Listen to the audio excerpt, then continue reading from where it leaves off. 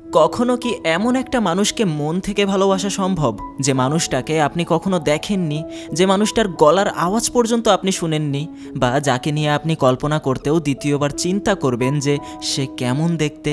এমন কাউকে সত্যিই কি ভালোবাসা সম্ভব?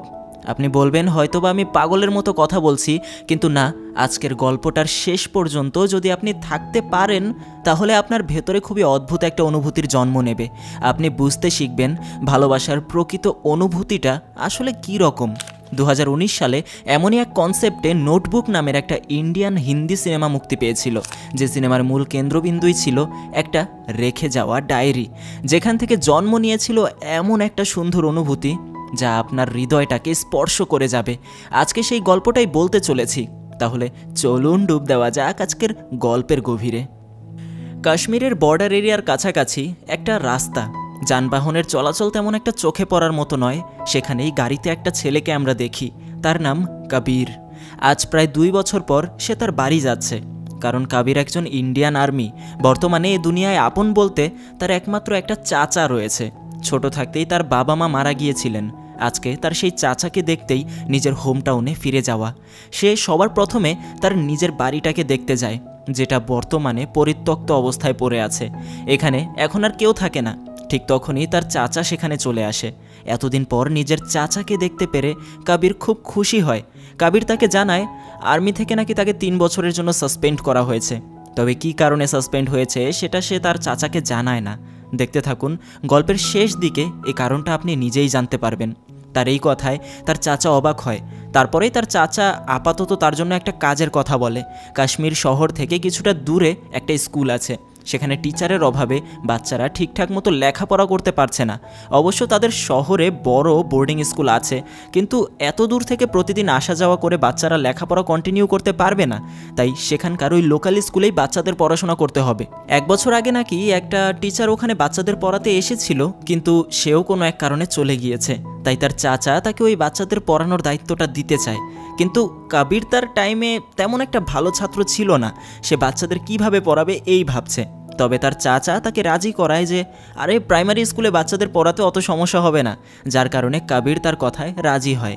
কিন্তু সে তো জানতো না যে তাকে এমন এক দায়িত্ব দেওয়া হয়েছে, যার কারণে সে সামনে অদ্ভুত এমন এক অভিজ্ঞতার সম্মুখীন হতে চলেছে যেটা সে কল্পনাও করতে পারবে না। স্কুলটা বর্তমানে সেখানকার বিভাগীয় একটা হাই স্কুলের আন্ডারে রয়েছে, তাই সেখান থেকে তার অনুমতি নিতে যেতে হয়। অবশ্য প্রিন্সিপাল তার এই বিষয়টাতে খুশি হয়, কিন্তু তার লেখাপড়া সম্পর্কে জিজ্ঞাসা না করে তাকে উল্টো জিজ্ঞাসা করে তুমি সাঁতার জানো তো, অথবা পরিষ্কার পরিচ্ছন্নতা, রান্না বাড়া, মাছ ধরা এগুলো পারবে তো? সেই কথাগুলো আবার কবিরের অদ্ভুত মনে হয়। পরদিন কবির স্কুলের দিকে রওনা হয়। এলাকাটা তার মেইন হোম টাউন থেকে অনেকটা দূরে। এখানকার মানুষজন সবাই নৌকার মাধ্যমে চলাচল করে, কারণ বছরের বেশিরভাগ সময় জায়গাটা অথই পানিতে ডুবে থাকে। এমনকি এখানে মোবাইলের নেটওয়ার্ক পাওয়াটাও খুবই কষ্টকর একটা বিষয়। ওখানে যাওয়ার সময় মাঝির কাছে এসে জানতে পারে যে গত বছর ফিরদৌস ম্যাম এই সময়টাতে নাকি এখান থেকে চলে গিয়েছিলেন, আর মাঝির মুখে সেই ম্যামের কিছু প্রশংসাও সে শুনতে পায়। যাই হোক, কবির তার ব্যাগট্যাগ গুছিয়ে মাঝিকে ফেরত পাঠিয়ে দেয়। আর এই হলো সেই স্কুল যেখানে তার পড়াতে হবে। তবে ভেতরের সব কিছুই ময়লা হয়ে পড়ে আছে। পরদিন কবির সেখানকার সবগুলো টেবিল চেয়ার গুছিয়ে বাচ্চাদের জন্য অপেক্ষা করে, কিন্তু কেউ পড়াতে আসে না। তাই সে নিজে নিজেই বাচ্চাদের পড়ানোর প্র্যাকটিস করতে থাকে। আর একসময় সে তার চেয়ারে বসে টেবিলের একটা ড্রয়ার খুলে একটা পুরনো ডায়েরি খুঁজে পায়। কৌতূহল নিয়ে সে ডায়েরিটা খুলে দেখে প্রথম পাতাতেই যে নামটা লেখা সেটা হলো ফেরদৌসি, সংক্ষেপে ফেরদৌস। আর সে ডায়েরির প্রথম পাতার কথা অনুযায়ী আমরা ফেরদৌসের কিছু ঘটনা সম্পর্কে জানতে পারি।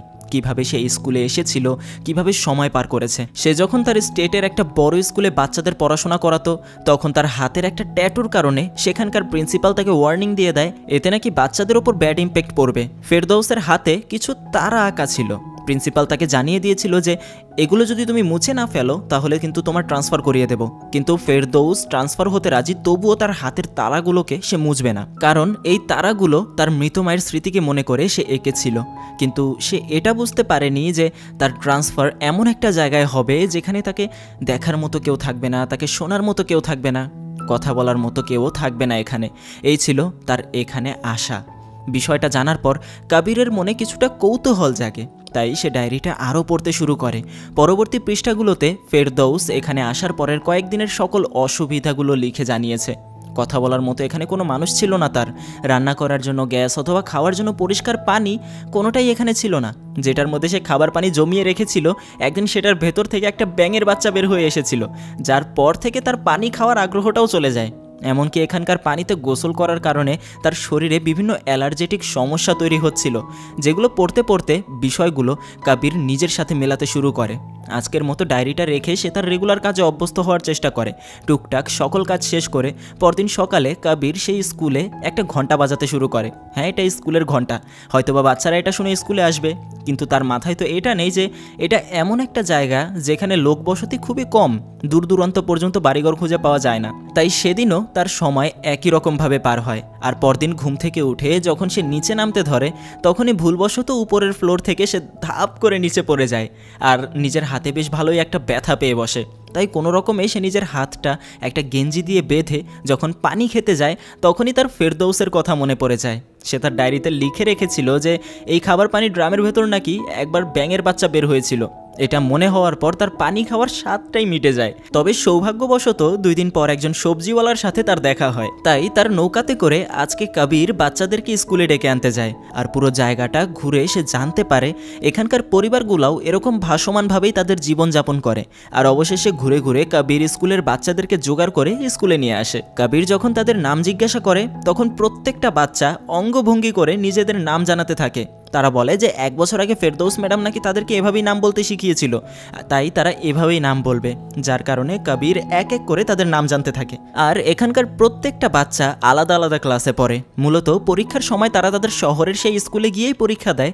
আর প্রতিদিন যেহেতু তাদের যাতায়াত ওখানে করা সম্ভব নয়, তাই তাদের জন্য এখানে এই ভাসমান স্কুলটা তৈরি করা হয়েছিল। মূলত এই স্কুলটা আমাদের বর্তমান যেরকম কোচিং সেন্টার হয়ে থাকে সেরকমটা ভাবতে পারেন। পরীক্ষা আমরা স্কুলে গিয়েই দেব, কিন্তু এখানে এটা একটা সেকেন্ডারি স্কুল যেখানে বাচ্চারা যেন আসা যাওয়া করে লেখাপড়া শিখতে পারে। সেখানে বাচ্চাদের পড়াতে গিয়েও সে বিরক্ত হয়ে যাচ্ছিল। আর এক সময় তার মোবাইলে হঠাৎ নেটওয়ার্ক পেয়ে যায়। তার গার্লফ্রেন্ড অনেক দিন পর তাকে কলে পেয়েছে, কিন্তু ফোনটা বেশিক্ষণ চলে না। বাচ্চাদের চিল্লাপাল্লা আর নেটওয়ার্ক ইস্যু সব মিলিয়ে ফোনটা এক সময় কেটে যায়। আর সে নেটওয়ার্ক ধরতে ধরতে যখন নৌকা নিয়ে বাইরের দিকে বের হয়, ওই সময়টাতে বাচ্চারা ক্লাস থেকে বের হয়ে মাছ ধরতে শুরু করে। আর কবির যখন স্কুলে ফিরে এসে এই দৃশ্য দেখে, তখন বাচ্চাদের ওপর সে অনেকটা রাগ হয়। কিন্তু তার রাগ হওয়া দেখে এক ছোট্ট মেয়ে বলে ওঠে, ফেরদৌস ম্যাম আমাদের সাথে কখনো রাগ হতেন না, আপনি ভালো টিচার না। যা শুনে কবিরের মন খারাপ হয়ে যায়। পরদিন কবির তার ভাঙা হাতের চিকিৎসা করাতে শহরে আসে। পাশাপাশি চিকিৎসা হয়ে গেলে সেখান থেকে আরও একটা অটো নিয়ে সে তার গার্লফ্রেন্ডের সাথে দেখা করতে যায়।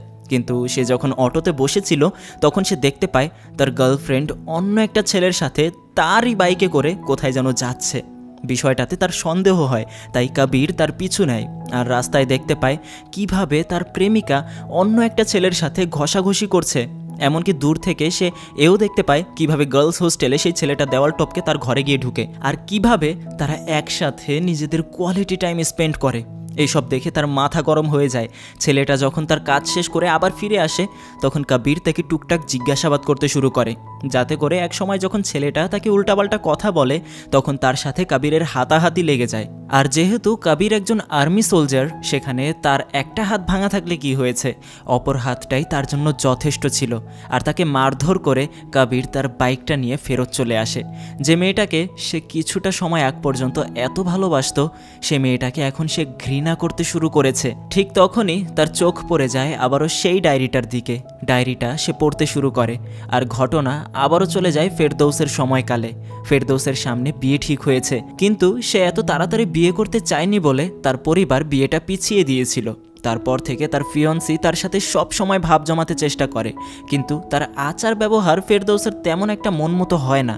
এমনকি ফেরদৌস যে এই নির্জন একটা স্কুলে বাচ্চাদের পড়ায়, এটাও তার ফিয়ন্সি তেমন একটা পছন্দ করে না। তবে ফেরদৌস ততদিনে ওখানকার বাচ্চাদের সাথে খুবই মিশে গিয়েছিল, তাই তাদেরকে একা ফেলে সে আর ওখান থেকে ফিরে আসতে চাইছিল না। সেখানে আরও কিছু লেখা ছিল, যেগুলোর মাধ্যমে বোঝা যায় একদম ছোটবেলা থেকেই ফেরদৌস সবসময় নিজের স্বাধীনতাটা চেয়েছে। ছোট থেকেই কেউ না কেউ তাকে কন্ট্রোল করেছে। বাবা মেয়ের সম্পর্কে মেয়ের দায়িত্ব সে পালন করেছে, বন্ধুত্বের খাতিরে বন্ধু হওয়ার দায়িত্ব পালন করেছে, প্রেমের সম্পর্কে ভালো একজন সঙ্গিনী হওয়ার দায়িত্ব পালন করেছে। কিন্তু অপরজন কখনোই তাকে তার স্বাধীনতাটা দিতে চায়নি, তাই আর অপর কোনো মানুষের জন্য সে নিজেকে ব্যর্থ দেখতে চায় না। আর এই এই সকল কথা বর্তমানে কবিরকে খুবই মোটিভেটেড করে তোলে। তার জীবন থেকে সে তার প্রেমিকার সকল স্মৃতি মুছে দেয়, এমনকি তার পছন্দের বাইকটাকেও সে সাথে নিয়ে পানিতে ঝাঁপ দেয়। কোনো কিছুই সে আর বাকি রাখবে না। কেমন যেন এই ডায়েরিটার মাধ্যমে কবির ফেরদৌসের প্রতি একটা আকর্ষণ অনুভব করতে থাকে। তারপর সে আবারও সেই ডায়েরিটা পড়তে পড়তে ফেরদৌসের দুনিয়া দেখতে শুরু করে। পরে একদিন ফেরদৌসের ফিয়ন্সি সোজা সেই স্কুলে তার সাথে দেখা করতে চলে আসে। তার কাছে সে ক্ষমা চায়, কারণ রাগের মাথায় সেদিন অনেক কিছু সে বলে ফেলেছে। তবে তখনই হঠাৎ বাচ্চারা হাউমাউ করে তাকে ডাকতে শুরু করে। কিছু একটা দেখে তারা ভয় পেয়েছে, আর যখন সেখানে সে দেখতে যায় যে কি হয়েছে, দেখা যায় স্কুলের টয়লেটের নিচে একটা মৃতদেহ ভেসে উঠেছে। আর এই দেখেই বাচ্চারা ভয় পেয়েছে। তারপর সেখানে পুলিশ আসে আর সেই ডেড বডিটাকে সরিয়ে নেওয়ার ব্যবস্থা করা হয়। মূলত এই লাশটা দীর্ঘ সময় যাবৎ পানির নিচেই ছিল, আজকে কোনো এক কারণবশত সেটা ভেসে উঠেছে। আর এই দেখার পর ফেরদৌসের ফিয়ন্সি এবার তাকে এখান থেকে নিয়ে যাওয়ার জন্য একদম বদ্ধপরিকর হয়ে ওঠে। কিন্তু ফেরদৌস আজকে তাকে ভালো মতো বুঝিয়ে দেয়, সে যদি এখান থেকে চলে যায় তাহলে এই বাচ্চারা কখনো ভয়ের মোকাবেলা করতে শিখবে না, সবসময় ভয়কে দেখে তারা পালাবে। তাই সে এখানেই থেকে যাবে। তার বিশ্বাস হচ্ছিল না যে যেখান থেকে সে নিজে কোনো এক সময় পালাতে চাইতো, সেখানেই সে আজকে এই বাচ্চাদের জন্য থেকে যাচ্ছে। সে যেন তার জীবনের একটা আলাদা দায়িত্ব খুঁজে পেয়েছে, যেটা হলো এই বাচ্চারা। আর এই বিষয়গুলো আজকে কবিরের মনের ভেতরেও এই বাচ্চাদের প্রতি একটা দায়িত্ববোধ জাগিয়ে তোলে। পরদিন সে বাচ্চাদের সাথে বন্ধুত্ব করার চেষ্টা করে, কারণ গতকাল তাদের সাথে সে খারাপ ব্যবহার করেছে। কিন্তু দেখা যায় বাচ্চারা তাকে পাত্তা পর্যন্ত দেয় না। তারপর কবির ভেতরে গিয়ে বাচ্চাদের সাথে ফ্রেন্ডলি হওয়ার চেষ্টা করে। সে তার হাতের লাঠিটা ফেলে দেয় আর এক এক করে তাদেরকে পড়া জিজ্ঞাসা করে। এক সময় একটা ছোট্ট মেয়ে দেখতে পায় তাদের ক্লাসে কোথা থেকে যেন একটা সাপ ঢুকে পড়েছে। বাচ্চারা এই দেখে ভয় পেয়ে দৌড়াদৌড়ি শুরু করে, কিন্তু কবির তাদেরকে শান্ত করে আর একটা কাঠের টুকরা নিয়ে সেই সাপটাকে উঠিয়ে বাইরে ফেলে দেয়। কিন্তু ভেতরে আসার পর সে খেয়াল করে ওই সাপটা তার হাতে কখন যে কামড় বসিয়ে দিয়েছে কবির সেটা বুঝতে পারেনি। তাই কবির বাচ্চাদের মতো ভয় পেয়ে মাটিতে শুয়ে পড়ে। সে ধরে নিয়েছে যে এখান থেকে সে আর বেঁচে ফিরতে পারবে না, কারণ দূর দূরান্ত পর্যন্ত এখানে কোনো ভালো হসপিটাল নেই। বাচ্চারাও এতে ভয় পেয়ে যায়। কিন্তু একসময় সেই মেয়েটা খেয়াল করে দেখে যে কবির যেই কাঠের টুকরোটা দিয়ে সাপটাকে বাইরে ফেরে আসলো, ওই কাঠের মাথায় দুটো পেরেক লাগানো ছিল আর দুটো মাথাতেই কিছুটা রক্ত লেগে আছে। সে বুঝতে পারে তাদের টিচারকে সাপে কামড়ায়নি, বরং এই পেরেক দুটো কামড়িয়েছে। আর এটা যখন কবির শুনতে পায় তখন সে স্বস্তি পায়। কিন্তু বাচ্চারা বাইরে গিয়ে কবিরের এমন ভয় পাওয়া নিয়ে হাসাহাসি করতে শুরু করে। অবশ্য এটা দেখে কবির নিজেও খুশি হয়, কারণ বাচ্চারা অন্তত তার সাথে ফ্রেন্ডলি হতে শুরু করেছে। এরপর বাচ্চারা নিজ ইচ্ছায় তার সাথে বন্ধুত্ব করতে আসে। এরপর থেকে সব কিছু পরিবর্তন হয়ে যায়। একবার একটা কাঠের মধ্যে সে ফেরদৌসের নাম দেখতে পায়, যেটা হয়তোবা ফেরদৌস নিজেই লিখেছিল। আর ধীরে ধীরে সমস্ত কিছুতে আমরা বুঝতে পারি শুধুমাত্র তার কথাগুলোর দ্বারাই কবির ধীরে ধীরে ফেরদৌসকে না দেখা সত্ত্বেও তাকে ভালোবাসতে শুরু করেছে। একবার সে বাচ্চাদেরকে বলে যে তোমরা তোমাদের ফেরদৌস টিচারের একটা ছবি এঁকে আমাকে দেখাও তো। আর বাচ্চারা যখন নিজেদের মন মতো ছবি এঁকে দেয় তখন সেই ছবি নিয়েই সে সময় কাটাতে শুরু করে। আর বাচ্চাটাও বিষয়গুলো খেয়াল করে মাঝে মাঝেই তার সাথে মজা করে। তারপর একদিন হঠাৎ সে জায়গায় প্রবল ঝড় শুরু হয়। ঝড়ে স্কুলের সব কিছু একদম ওলটপালট হয়ে যেতে থাকে। সেখানে কবির বাচ্চাদেরকে স্কুলের ভেতরে চুপচাপ বসে থাকতে বলে, কিন্তু সে খেয়াল করে বাইরে থেকে ফিরে আসার সময় তার হাত থেকে ফেরদৌসের সেই ডায়েরিটা পড়ে গিয়েছে। আর সেটাকে নিতে সে যখন বাইরে বের হয় তখন একদম শেষ মুহূর্তে ঝড়ের কারণে ডায়েরিটা পানির সাথে ভেসে চলে যায়। আর এই বিষয়টায় কবিরের খুবই কষ্ট লাগে, কারণ কোনো না কোনোভাবে এই ডায়েরির মাধ্যমেই সে ফেরদৌসকে ভালোবাসতে শুরু করেছিল। আর এখন সেটাই তার হাতছাড়া হয়ে গেল। পরদিন সকালে ঝড় থামলে তারা দেখতে পায় তাদের স্কুলের সকল কিছু উলটপালট হয়ে গিয়েছে। তবে কবির বাচ্চাদেরকে উৎসাহ দেয় তারা আবারও তাদের স্কুল ঠিক করে নেবে। এরপর সবাই মিলে তাদের কাজে লেগে পড়ে। তারা আবারও তাদের স্কুলের সব কিছু ঠিক করতে থাকে। ভাঙা চাল মেরামত থেকে শুরু করে স্কুলের প্রত্যেকটা প্ল্যাটফর্মকে একসাথে বেঁধে রাখা সব কিছুই হাসি তামাশার মধ্যে চলতে থাকে। আর এতদিনে কবিরের ভেঙে যাওয়া ওই হাতটাও প্রায় ভালো হয়ে গিয়েছে, তাই সে তার প্লাস্টার খুলে ফেলে। আর এসব ঘটনার মাধ্যমে বাচ্চাদের সাথে কবিরের সম্পর্কটা আরও বেশি গভীর হয়। এসবের মাঝখানেই কবির ফেরদৌসের ডায়েরিটাও খোঁজার জন্য সেখানকার পানিতে ডুব দেয়। আর অনেক খোঁজাখুঁজির পর অবশেষে ডায়েরিটা সে পেয়ে যায়। তারপর কবির ডায়েরিটার সবগুলো পাতা খুলে খুলে সেটা শুকাতে দেয় আর অবসর সময়ে আবারও ডায়েরিটা পড়তে বসে। আজকের পাতায় ফেরদৌস তার এক মেধাবী ছাত্রের কথা লিখেছে। মূলত যখন ফেরদৌস এখানে ছিল তারা মোট 7 জন স্টুডেন্ট ছিল, আর কবির এখানে আসার পর মাত্র 5 জনকেই পেয়েছে। ডায়েরিতে ফেরদৌস ইমরান নামের একটা ছেলের কথা বলেছে। লেখাপড়ায় সবার থেকে সে এগিয়ে ছিল, যে কোনো ম্যাথ সলভিংয়ে তার দক্ষতা ছিল খুব ভালো। সে বিশ্বাস করত যদি ইমরান এভাবেই লেখাপড়া চালিয়ে যায় তাহলে কাশ্মীরের সবথেকে মেধাবী ছাত্র সে হবে। কিন্তু সারা বছর লেখাপড়ার পর যখন তার ফাইনাল এক্সাম চলে আসে, প্রথম পরীক্ষাটাই সে মিস করে। সে পরীক্ষা দিতে যায়নি, যার কারণে ফেরদৌস নিজে তার বাসায় যায় আর ওখানে গিয়ে তাকে জিজ্ঞাসা করে কেন সে যায়নি। ঠিক তখনই সেখানে ইমরানের বাবা চলে আসে।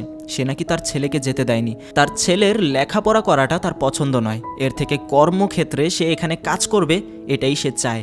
ফেরদৌস তাকে বোঝানোর অনেক চেষ্টা করে যে তার ছেলে কতটা প্রতিভাবান, এটাকে নষ্ট হতে দেবেন না। তবে সেখানে উল্টো ইমরানের বাবা তাকে অপমান করতে শুরু করে। এমনকি ইমরানের মা অথবা ইমরান কারোরই এই বিষয় নিয়ে কথা বলার সাহস ছিল না, যে বিষয়টায় সেদিন ফেরদৌস খুব কষ্ট পেয়ে সেখান থেকে ফিরে আসে। আর এই ঘটনা যখন এই ডায়েরির মাধ্যমে কবির জানতে পারে, তখন সাথে সাথেই সে তার নৌকা নিয়ে ইমরানের বাড়িতে যায়। সেখানে ইমরানের বাবার সাথে দেখা না হলেও ইমরানের মায়ের সাথে তার দেখা হয়। জানা যায় তার বাবা নাকি 3-4 মাসের জন্য কাজের উদ্দেশ্যে পাকিস্তান গিয়েছে। যা শুনে সে তার কাছেই তার ছেলেকে স্কুলে পাঠানোর কথা রিকোয়েস্ট করতে শুরু করে, কিন্তু তিনি রাজি হন না, কারণ ইমরানের বাবা বিষয়টা জানতে পারলে খুব খারাপ হয়ে যাবে। ঠিক তখনই সেখানে ইমরান চলে আসে। ইমরানকে সে নিজের পরিচয় দেয় আর তাকে স্কুলে আসতে বলে, কিন্তু ইমরান তার কথায় রাজি হতে পারে না। তখনই সে তার হাতে একটা তারা এঁকে দেয় আর বলে, অন্ধকারকে অন্ধকার নয়, অন্ধকারকে দূর করতে আলোর প্রয়োজন। তোমার মধ্যে যেই আলোটা আছে সেটাকে বাড়ানোর চেষ্টা করো, নিভতে দিও না। আর সেখানে ইমরানের মাকে বলে, আপনার কাছে একটাই অনুরোধ, নিজের ছেলেকে এভাবে আটকে রাখবেন না, অন্তত তার বাবা যে কয়দিন না আসবে ততদিন তাকে স্কুলে পাঠাবেন। এই বলে চলে যায়। পরদিন কবির যখন বাচ্চাদের পড়াচ্ছিল, ঠিক তখনই সেখানে ইমরান এসে হাজির হয়। এমনকি সে তার সাথে তার ছোট বোনকেও নিয়ে এসেছে আর তাকে জিজ্ঞাসা করে, আমার সাথে আমার ছোট বোনটাকেও পড়াবেন? আর তাকে দেখে কবির সহ সেখানকার প্রত্যেকটা বাচ্চা খুশি হয়ে ওঠে। তবে তার কিছুদিন পর বাচ্চাদের ফার্স্ট সেমিস্টার শেষ হয়ে তাদের রেজাল্ট চলে আসে। দেখা যায় বাচ্চারা তেমন ভালো রেজাল্ট করেনি, তাই কাশ্মীরের সেই বোর্ডিং স্কুলের প্রিন্সিপাল কবিরকে বিষয়টা নিয়ে আরেকটু কেয়ারফুল হতে বলে, কারণ তার আগের টিচার অর্থাৎ ফেরদৌস যখন বাচ্চাদের পড়িয়েছিল তখন তাদের রেজাল্ট অনেক ভালো ছিল। তখন এই কথা শুনে কবির ফেরদৌসের সম্পর্কে তার কাছে জিজ্ঞাসা করে যে সে কোথায় এখন, কেন এখান থেকে চলে গিয়েছিল। প্রিন্সিপাল তাকে জানায় 1 বছর আগেই তার বিয়ের ডেট ফাইনাল হয়ে গিয়েছিল, এজন্যই তাকে চাকরি ছেড়ে চলে যেতে হয়েছে। যা শুনতে পেরে কবিরের মনটাই ভেঙে যায়। তাই কোনো কিছু চিন্তা না করে সে বাচ্চাদেরকে একদিনের ছুটি জানিয়ে পরদিন তার ব্যাগ ট্যাগ নিয়ে দিল্লির উদ্দেশ্যে রওনা হয়। সেই সোজা সেই বোর্ডিং স্কুলে চলে যায়, যে স্কুলের কথা প্রিন্সিপাল তাকে বলেছিল। ফেরদৌস নাকি বর্তমানে সেখানেই বাচ্চাদের লেখাপড়া করায়। তবে সেখানে পুরো স্কুলটা ঘুরে ফিরে সে ফেরদৌসকে কোথাও খুঁজে পায় না।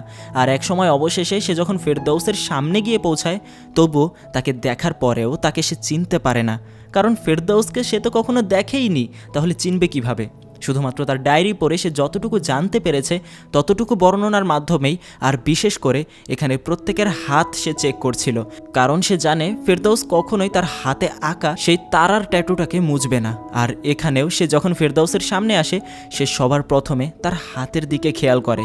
আর অবাক করার বিষয় হলো ফেরদৌসের হাতের সেই ট্যাটু এখন আর নেই। এজন্যই কবির তাকে চিনতে পারল না। আসলে 1 বছর আগেই সেখান থেকে সে চলে গিয়েছিল তার বিয়ের কারণেই, কিন্তু পরবর্তীতে ফেরদৌস কোনো এক কারণবশত তাদের বিয়ে আরও পিছিয়ে দেয়, শুধুমাত্র একটা শর্তে, যে তাকে তার ফিয়ন্সির বোর্ডিং স্কুলে বাচ্চাদের পড়াতে হবে, কারণ সে চায় না ফেরদৌস তার থেকে দূরে থাকুক। মূলত ফেরদৌসের ফিয়ন্সি এই বিশাল বোর্ডিং স্কুলের খুবই উঁচু একটা পোস্টে কাজে আছে, তাই তার সুপারিশেই ফেরদৌসকে এখানে সে নিয়ে এসেছে। আর এদিকে কবির আবারও কাশ্মীর ফিরে আসে, কিন্তু বাচ্চারা তাদের খেলাধুলায় মেতে থাকলেও কবির নিজের মধ্যেই আনমনা হয়ে বসে থাকে।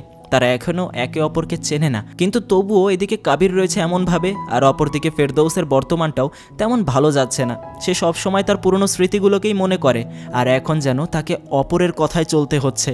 সত্যি কেমন যেন অদ্ভুত একটা গল্প হয়ে দাঁড়িয়েছে এটা। একটা মানুষকে না দেখেও কিভাবে ভালোবাসা সম্ভব সেটাই স্পষ্টভাবে দেখা যাচ্ছে এখানে। আর এখানেই আরও একটা অদ্ভুত বিষয় চলে আসে।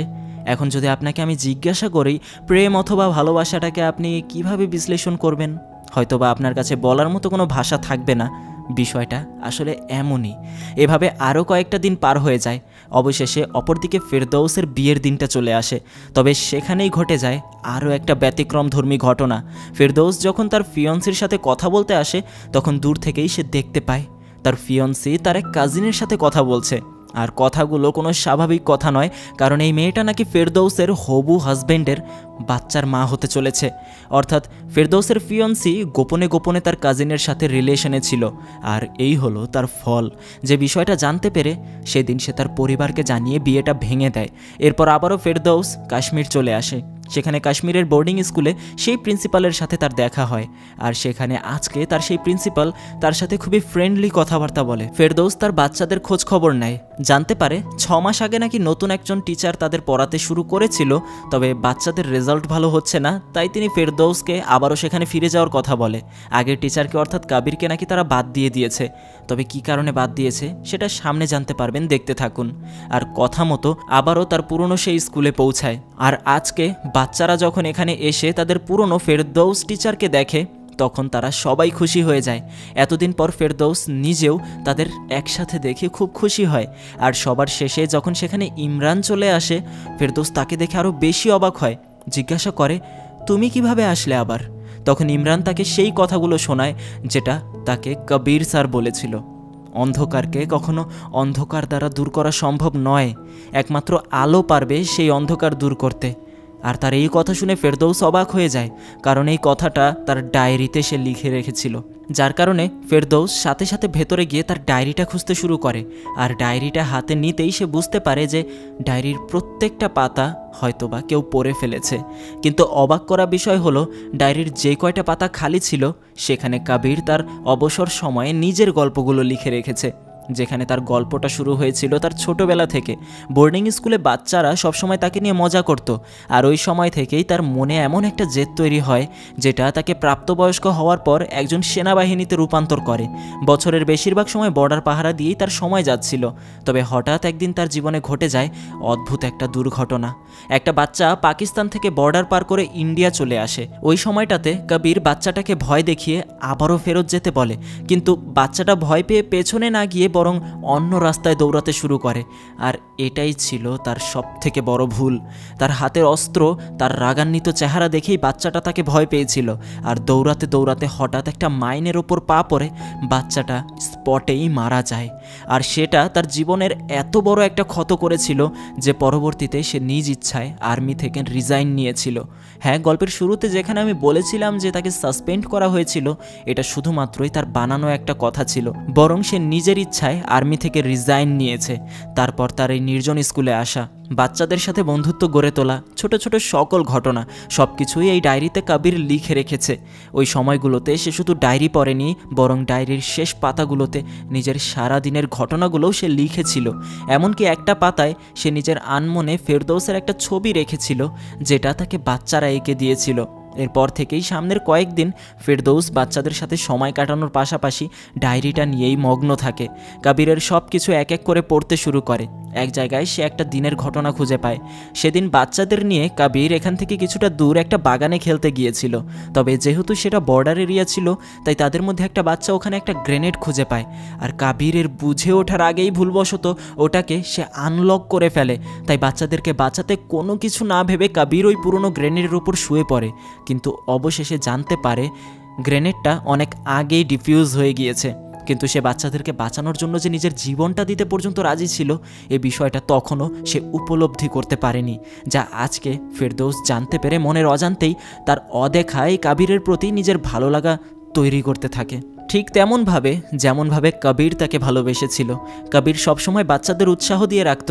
তবে একটা জিনিস আপনাদেরকে বলে রাখি, ছোটবেলা থেকে কিন্তু কবির অঙ্কতে তেমন একটা ভালো ছিল না, তাই ছোট ছোট বাচ্চাদেরকে সহজ ম্যাথগুলো শেখাতে পারলেও ইমরান ওই সময়টাতে ক্লাস 7-এ পড়তো, যেখানে ঠিকঠাক মতো তাকে ম্যাথ সে শেখাতে পারেনি। এজন্য একসময় ইমরানের মতো এত ভালো একটা স্টুডেন্ট তার সেকেন্ড সেমিস্টারে ফেল করে। আর এই কারণে প্রিন্সিপাল আবারও কবিরকে ডেকে পাঠায়। সেখানে কবির নিজের ভুল স্বীকার করে যে তার কারণেই ইমরান তার পরীক্ষা এরকম খারাপ করেছে। সে বাকি সব সাবজেক্টে ভালো করেছে, কিন্তু অঙ্কতে ফেল করেছে, আর এর পূর্ণ দায়ভার কবির নিজের কাঁধে নেয়। কিন্তু এভাবে চললে প্রিন্সিপাল তাকে আর রাখতে পারছে না, কারণ বাচ্চারা ধীরে ধীরে উপরের ক্লাসে উঠবে। প্রিন্সিপাল তাকে জানিয়ে দেয় তারা সামনে নতুন টিচার দেখে নেবে। কবিরকে সে বলে দেয়, তোমাকে আর বাচ্চাদের পড়াতে হবে না, এখন একটা ব্রেক নেওয়া উচিত। তারপর যখন তুমি নিজেকে প্রস্তুত মনে করবে আমার কাছে ফিরে এসো। মূলত এজন্যই ফেরদৌস সেখানে যাওয়ার পর কাবির সেখানে ছিল না। এভাবেই একদিন ফেরদৌস কাবিরের লেখা সমস্ত কথা শেষ করে ফেলে, যেখানে একদম শেষে কাবির ফেরদৌসকে উদ্দেশ্য করে কিছু কথা লিখেছে। একদম শেষে আমি জানতে পেরেছিলাম যে তুমি আবারও বাচ্চাদের পড়াতে আসছো। খুব খুশি হয়েছিলাম, কারণ আমার থেকেও বেশি এখন বাচ্চাদের তোমার প্রয়োজন। শুভকামনা রইল। নোটবুকটা আমি এখানেই রেখে গেলাম, যদি সময় করে পড়ে থাকো তাহলে মন থেকে ধন্যবাদ। আর তোমার অনুমতি ছাড়াই আমি তোমার নোটবুকে লিখেছি, সেজন্য দুঃখিত। ফেরদৌস মনে করেছিল হয়তোবা এখানেই তার লেখা শেষ, কিন্তু তারপরের পাতাতেই আরও কিছু লেখা বাকি ছিল, যেগুলো হয়তোবা কাবির লিখতে চায়নি, তবে তবুও লিখে ফেলেছিল নিজের আনমনে।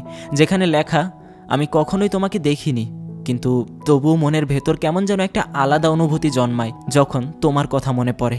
আমার ব্যাপারে আরও কিছু জানার থাকলে স্কুলের ঘন্টাটাকে জিজ্ঞাসা করবে, কারণ যখনই তোমাকে আমি মিস করতাম সেই ঘন্টাটাকে ধরেই কথা বলতাম। ইতি কবির। আর এই সকল কথার মাধ্যমে আমরা বুঝতে পারলাম, যেমনভাবে কবির ধীরে ধীরে ফেরদৌসের প্রেমে পড়ে গিয়েছিল, তেমনইভাবে না দেখেই কবিরের প্রতি ফেরদৌসের মনে আলাদা একটা ভালো লাগার জায়গা তৈরি হয়েছে। আর এই ডায়েরিটা শেষ করতে করতে ফেরদৌস বাচ্চাদের সাথে আরও প্রায় 2টা মাস পার করে ফেলেছে। প্রিন্সিপাল তাকে ডেকে নিয়ে বাহবা জানায়, কারণ বাচ্চাদের রেজাল্ট খুব ভালো হয়েছে। তখন ফেরদৌস সেখানে তার আগের টিচার কবিরের কথা জিজ্ঞাসা করে, যা শুনে প্রিন্সিপাল কিছুটা অবাক হয়, কারণ দুজন একে অপরকে চেনেও না। কিন্তু তবুও যখন কবির ছিল তখন সে ফেরদৌসের কথা জিজ্ঞাসা করত, আর এখন ফেরদৌস এসেছে, সে এখন কবিরের কথা জিজ্ঞাসা করছে।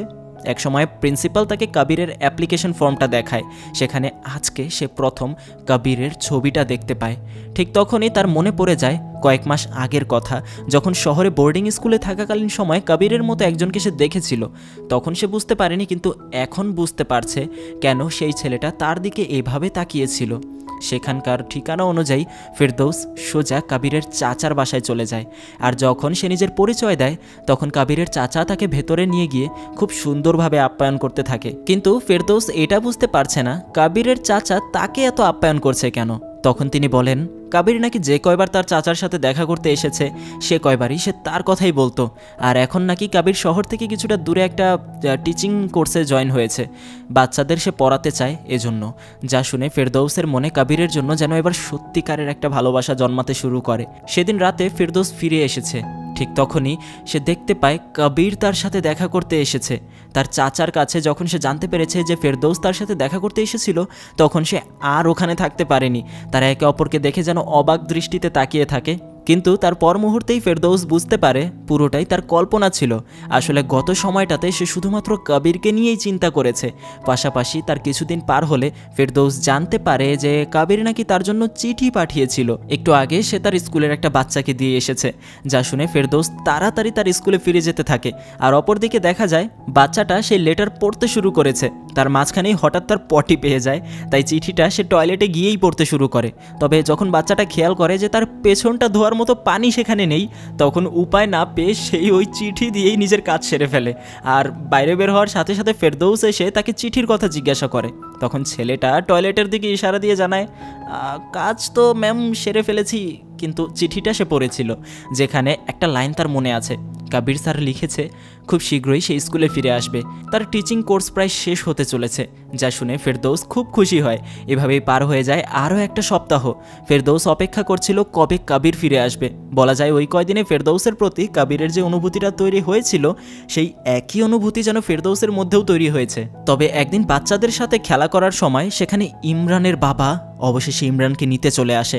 প্রায় বছরখানেক পর সে পাকিস্তান থেকে ফিরে এসেছে। আর যখন জানতে পেরেছে তার ছেলে আবার স্কুলে যাচ্ছে, তখন সে রেগে গিয়ে তাকে নিতে এসেছে। এখানে সে ফেরদৌসকে লাস্ট ওয়ার্নিং দিয়ে যায় যেন তার ছেলেকে সে আর এখানে নিতে না আসে। এই বলে ইমরানকে নিয়ে সে ওখান থেকে চলে যেতে ধরে। ঠিক ওই সময়টাতেই সেখানে কবির এসে পৌঁছায়। ইমরান কবিরকে দেখে তার বাবার থেকে নিজের হাত ছাড়িয়ে তাকে গিয়ে জড়িয়ে ধরে। এই দেখে ইমরানের বাবা যখন ইমরানকে ছাড়িয়ে নিতে ধরে, তখন কবির তার বাবার হাতটা ধরে ফেলে। সে তাকে বোঝানোর চেষ্টা করে, কিন্তু ইমরানের বাবা তাকে একের পর এক মারতে থাকে। এই দেখে বাকি বাচ্চা সহ ফেরদৌস ভয় পেয়ে যায়, কিন্তু তারা কিচ্ছু করতে পারে না। কবির নিজেও বারবার তাকে বোঝানোর চেষ্টা করে আর তার হাতে মার খেতে থাকে। একসময় ইমরানের বাবা তার কাছে থাকা বন্দুকটা বের করে ওটা দিয়ে তাকে আঘাত করতে থাকে। একসময় বন্দুকটা তার হাত থেকে পড়ে যায় আর সেটাকে ইমরান হাতে তুলে নেয়। আর তার বাবার দিকে বন্দুকটা তাক করে বসে। আর এই দেখে ইমরানের বাবা খুবই অবাক হয়ে যায়।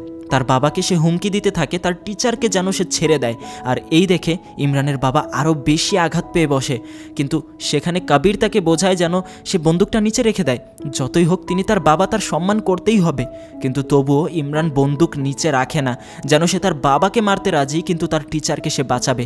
ওই সময়টাতেই ইমরানের বাবা উপলব্ধি করে তার ব্যবহার, তার আচার আচরণ সব কিছুই তার ছেলের চোখে তাকে কতটা নিচে নামিয়ে দিয়েছে। তার ছেলের মনে যেন তার প্রতি শুধুমাত্র ঘৃণাই কাজ করছে। কিন্তু কবির তাকে ভালোমতো বোঝায়, যার কারণে একসময় ইমরান সেই বন্দুকটা নিচে নামিয়ে দেয়। কিন্তু এই ঘটনায় ইমরানের বাবা একটা শিক্ষা পেয়ে গেল। সে নিজের কাছেই নিজে লজ্জিত হয়েছে যে সে নিজের ছেলের চোখে কেমন জায়গায় পড়ে গেছে, যার কারণে অবশেষে সে তার বন্দুক তার ছেলে ওখানে রেখেই মাথা নিচু করে সেখান থেকে চলে যায়। খুব সম্ভবত আজকের পর কখনোই সে ইমরানকে বাধা দেবে না। তার চলে যাওয়ার পর বাকি বাচ্চারা এসে কবিরকে জড়িয়ে ধরে। আর আজকের এই ঘটনা যেন ফিরদৌসের মনে কবিরের জন্য যেই ভালোবাসার জায়গাটা ছিল সেটাকে আরও উঁচু পর্যায়ে নিয়ে যায়। তাদের প্রথম দেখাটা এত সুন্দরভাবে হবে কেউ কখনো আশাও করেনি। তবে এই সময়টাতে দাঁড়িয়ে তাদের দুজনের মনে যে একে অপরের প্রতি ভালোবাসাটা তৈরি হয়েছে, আশা করি সেটা প্রকাশ হতে বেশি দেরি লাগবে না। এরপর আরও প্রায় মাসখানেক সময় পার হয়ে যায়। দুজনে এখন বাচ্চাদের পড়ানোর পাশাপাশি খুব সুন্দর একটা সময় কাটায়। আর সরাসরিভাবে মনের কথা খুলে না বললেও দুজনে একে অপরের ভালোবাসাটাকে যত্ন করেই রেখেছে। আর খুব সম্ভবত এই সম্পর্কটা বিয়ে পর্যন্ত পৌঁছাতেও বেশি সময় লাগবে না, যেটা তাদের দুজনের কথাবার্তাতেই বোঝা যাচ্ছে। সাথে এখানেই শেষ হলো আজকের গল্পটা। তা এখন আমি সেই একই কথা বলতে চাই যেটা গল্পের মাঝখানে বলেছিলাম। হয়তোবা আমাদের মধ্যে কেউ একটা সম্পর্কের শুরুটা যে এভাবে হতে পারে কখনো চিন্তা করিনি। তবে গল্পটা আমার কাছে খুব ভালো লেগেছে। ইউটিউবে সবার প্রথমে আমি এই সিনেমার বাংলা একটা এক্সপ্লেনেশন দেখেছিলাম, তবে শুধুমাত্র এক্সপ্লেনেশন দেখে গল্পটা আমার কাছে তেমন একটা ভালো লাগছিল না। তবে ভাবলাম সিনেমাটা আগে দেখে নেই, কিন্তু যখন সিনেমাটা দেখলাম তখন বুঝতে পারলাম যে হ্যাঁ, গল্পটা বেশ ভালো। মূলত আমি চেষ্টা করি একটা গল্পকে এমনভাবে সাজানোর যেন সেটা আপনার কাছে সব থেকে উপভোগ্য হয়ে উঠতে পারে। এজন্যই একটু দেরি করে ভিডিও আপলোড করি। না হলে যদি তাড়াহুড়ো করতে চাই তাহলে তো সপ্তাহে 2টা করে ভিডিও দেওয়া যাবে, কিন্তু আমি কোয়ান্টিটির তুলনায় কোয়ালিটিতে বিশ্বাস করি। এজন্য আজকে আরও একবার ফাইনাল করে দিলাম, ভিডিও দেরিতে আসতে পারে কিন্তু একটা গল্প উপভোগ করানোর জন্য আমি সর্বোচ্চ চেষ্টা করব। আজকের মতো এই পর্যন্তই। নিচে কমেন্ট বক্স খোলা আছে, আপনারা যারা এখনও পর্যন্ত গল্পটা দেখেছেন আমার জন্য নোটবুক লেখার দরকার নেই, অন্তত ছোট্ট করে একটা অনুভূতি লিখে যান। সবার কমেন্ট আমি পড়ব। নতুন হলে সাবস্ক্রাইব করবেন আর লাইকের বাটনটা ব্যবহার করবেন, তাতে ভিডিওর এঙ্গেজমেন্ট বাড়ে। পাশাপাশি এই যে স্ক্রিনে আরও একটা গল্প ভেসে উঠেছে, এটাও সম্পূর্ণ ভিন্ন রকম একটা গল্প। বেশি কিছু বলছি না, গল্পটা দেখবেন ভালো লাগবে, ক্লিক করে দেখা শুরু করতে পারেন। আর অবশেষে ভিডিওটা আপনি এই পর্যন্ত দেখেছেন, সেজন্য আপনাকে মন থেকে ধন্যবাদ।